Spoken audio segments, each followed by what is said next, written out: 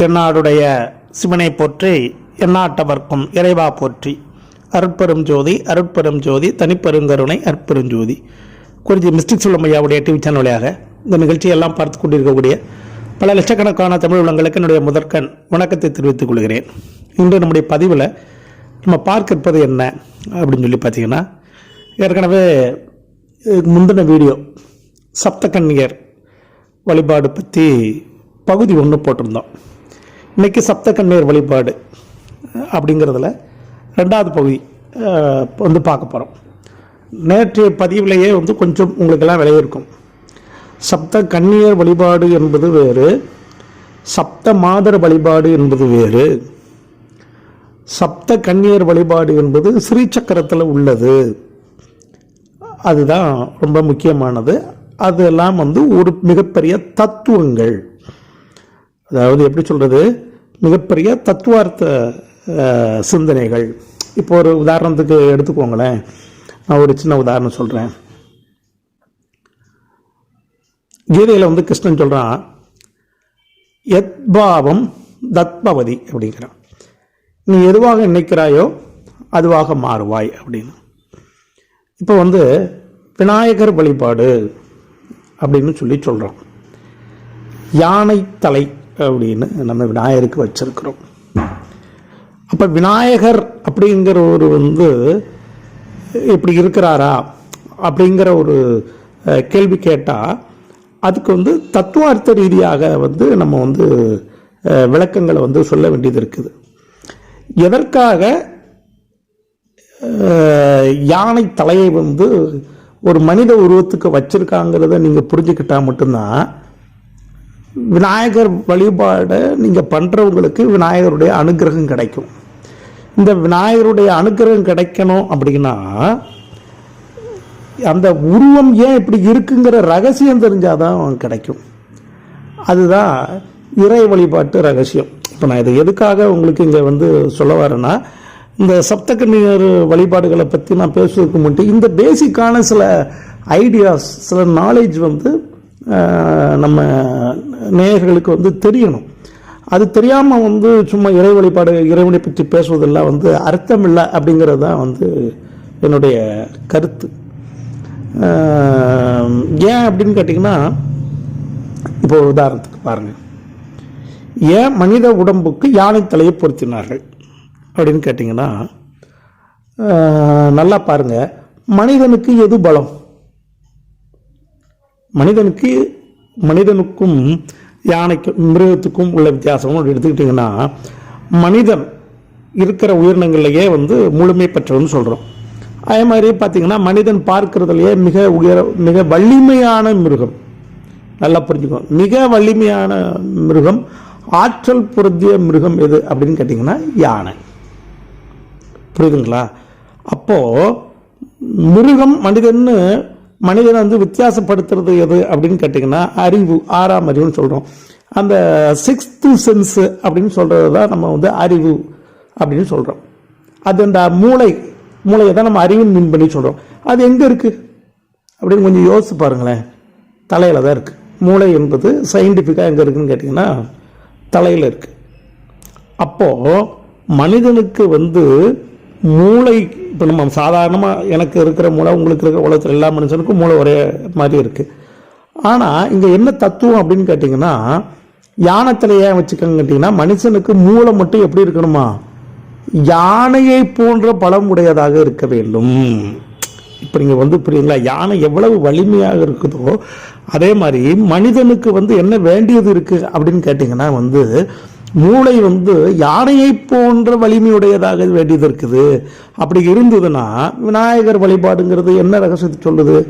விநாயகர் வழிபாடு அப்படிங்கிறது உனக்கு முன்னால் இருக்கக்கூடிய தடைகளை நீ தாண்டி செல்வதைத்தான் விநாயகர் வழிபாடு சொல்லுது. அப்போ தடைகளை தாண்டுவதற்கு உனக்கு என்ன வேண்டியது இருக்குது அப்படின்னு கேட்டிங்கன்னா அதான் ரகசியம், வேற ஒன்றும் கிடையாது. தடைகளை தாண்டுவதற்கு உன் அறிவு வலிமையாக வேலை செய்ய வேண்டியது இருக்கு. இதை உணர்த்துவதற்காகத்தான் மனிதனுக்கு யானை தலையை பொருத்தி அதை விநாயகர்னு பேர் கொடுத்து வழிபாட்டு இதுக்கு கொண்டு வந்தாங்க. இப்போ நான் சொல்கிற பாயிண்ட் உங்களுக்கு புரியுங்களா? இதே மாதிரி பிரபஞ்சத்தில் வந்து ஒவ்வொரு வழிபாட்டுக்கும் ஒவ்வொரு எப்படி சொல்கிறது தத்துவார்த்தங்கள் இருக்குது, ரகசியங்கள் இருக்குது.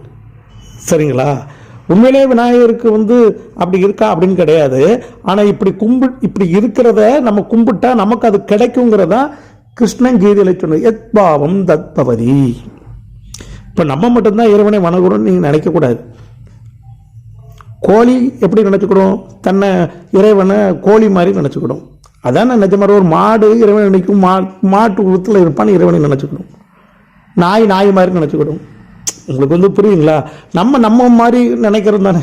இறைவன் எப்படி இருப்பான் அப்படின்னு கேட்டிங்கன்னா எப்படி இருப்பான், நம்ம ஒரு கற்பனையில் இறை உருவத்தை கொடுக்குறோம் பார்த்தீங்களா? அதே மாதிரி தான் ஒவ்வொரு மிருகங்களும் நினைக்கும். இதான் இப்படி தான் இருக்க முடியும், இதான் நிஜம். அதனால தான் இங்கே என்ன செய்கிறான்னு கேட்டிங்கன்னா, மிருகத்திட்ட உள்ள சில குணங்கள் நமக்கு தேவைப்படுது, மிருகத்திட்ட இருக்கக்கூடிய சில நல்ல விஷயங்கள்லாம் மனிதனுக்கு தேவைப்படுதுங்கிறதுக்காகத்தான் என்ன செய்கிறாங்கன்னு கேட்டிங்கன்னா, மனித உருவில் வந்து சில மிருக இதை வந்து அட்டாச் பண்ணுறாங்க. இதெல்லாம் தத்துவார்த்தங்கள். இப்போ உங்களுக்கு புரியுங்களா? இது வேற, குலதெய்வம் என்பது வேற. இப்போ நீங்கள் இதை புரிஞ்சுக்கிட்டா வந்து போதும்.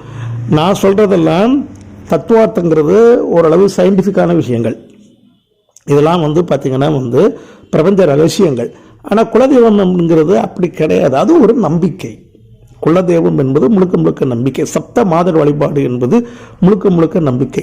இந்த சப்த மாதர் வழிபாடு வந்து நான் வீடியோ போடுறேன், அது போடுறப்போ இன்னும் உங்களுக்கு புரியும். அதுக்கு முன்னுக்கூட்டி இந்த வித்தியாசம் பேசிக்காக வந்து நான் சொன்னேன் பார்த்தீங்களா, ஆன்மீகத்தை புரிந்து கொள்வது நீங்கள் நினைக்கிற மாதிரி சாதாரண விஷயம் கிடையாது. ராமாயணம் மகாபாரதம் படிக்கிறது வந்து ஆன்மீகத்தை புரிந்து கொள்வதற்கு அல்ல, அது வேற.